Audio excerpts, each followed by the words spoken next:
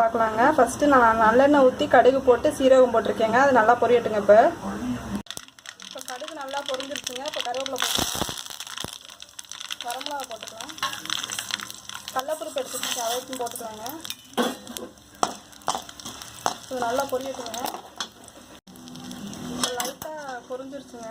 இப்போ இந்த ஸ்டேஜில் வெங்காயம் போட்டுடலாங்க. நான் பெரிய வெங்காயம் சைஸில் 4 வெங்காயம் கட் பண்ணியிருக்கேங்க. வெங்காயம் நிறையா சேர்த்தாதாங்க நல்லாயிருக்கும். இப்போ லைட்டாக உப்பு சேர்த்துக்கலாங்க, தேவையான அளவு உப்பு.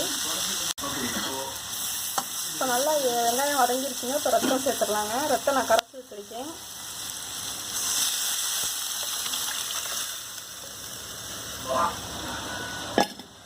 போட்டுலாம்.